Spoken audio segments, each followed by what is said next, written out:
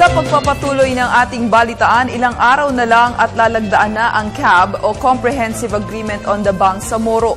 Mula sa iba't ibang sektor ay maririnig natin ang mga pananaw, katulad na lamang ng kahalagahan ng CAB sa usaping pagkapayapaan ng bansa at maging sa buong Asya. Ngayong umaga ay alamin natin ang paghahanap ating mga brothers and sisters Muslims dito sa Pilipinas. At live dito sa studio, makakasama natin si Emil Carrion. Good morning, Emil. Maraming salamat sa iyo, Pia, at sa ating bahaging ito ng balitaan ay makakasama natin mula sa Marawi ang grupo ng Bangsamoro National Movement for Peace and Development at ang kanilang chairman ay nandito sa aking tabi at ang kanilang mga kasamahan din. Magandang umaga po, Chairman Aga Khan Sharif.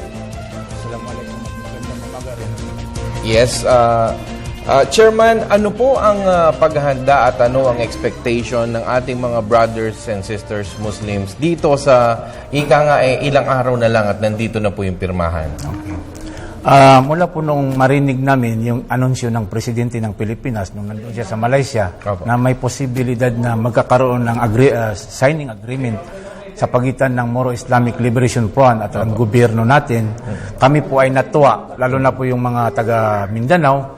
At nung marinig namin yun, nagpasya ang mga iba't ibang sektor, tulad ng mga doktor, mga abogado, yung iba't ibang sektor, na may pakita natin, susuportahan natin ang gagawing pirmahan ng gobyerno at ng Moro Islamic Liberation Front.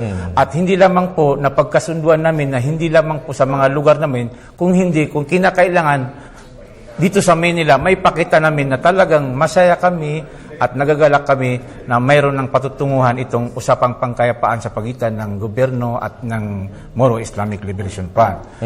At hindi lamang po yung pagpunta namin dito, mayroon po kaming inaanyayahan din namin kayo. Lahat ng sambayan ng Pilipino at ng mga Bangsamoro na bukas po magsisimula po yung Bangsamoro Kalilang. Bangsamoro Kalilang. Ano pong ibig sabihin ito? Pista po. Pista po. Okay. Diyan po magaganap sa may Quiapo, Manila. Magtugtog kami diyan ng mga kulintang, yung mga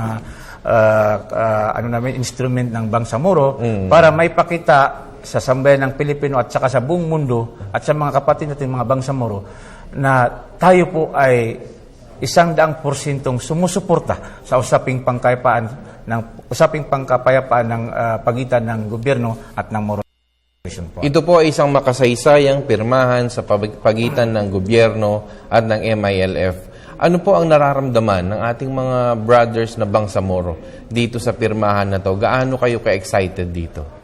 Yun na nga sinasabi ko, ngayon, dito sa Manila, hindi namin masyadong nararamdaman yung kasiyahan ng mga kapatid nating mga Pilipino dito sa Manila. Pero sa amin sa Mindanao, lalong-lalo na po yung lugar namin. Kung makikita po ninyo, kung makapunta kayo doon, masaya po sila na nagagalak sila na mapipirmahan na may patutunguhan na yung 17 taong pag-uusap ng Moro Islamic Liberation Front at ang gobyerno ng Pilipinas. Sa usapin ng pangkapayapaan ay nandyan na po yan, ang kapayapaan ng ating mithiin. Ano po ang kasunod na nakikita ninyo sa development, sa trabaho, at sa kunlaran ng ating lugar sa Mindanao? Ano nakikita ninyo?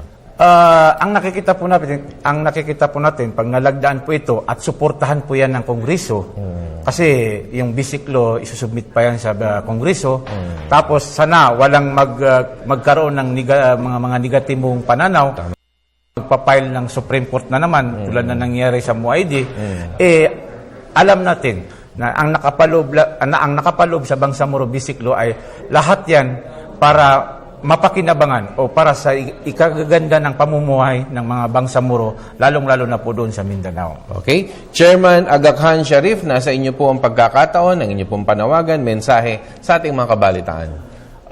Assalamualaikum warahmatullahi ta'ala wabarakatuh.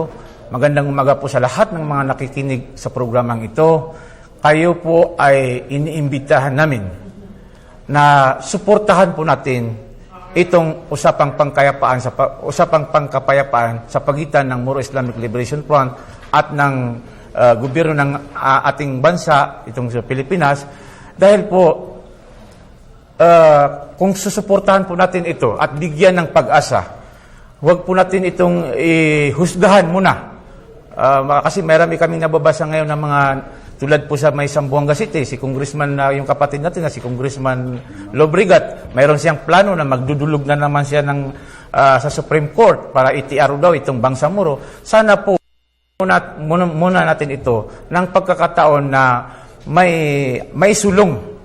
Kung baga sa pagkain, tikman muna natin bago natin husgahan kung ito ay maganda o hindi sa ating mga Bangsamoro. Kaya po, nananawagan kami na ngayong magsimula po bukas, mayroon po kaming Bangsamoro Kalilang na kung saan ipapakita namin sa Allah, ipapakita namin sa Sambay at sa buong mundo na kami pong Bangsamoro ay 100% suportado po namin ang programa ng gobyerno natin tungo sa kapayapaan sa Mindanao. Okay?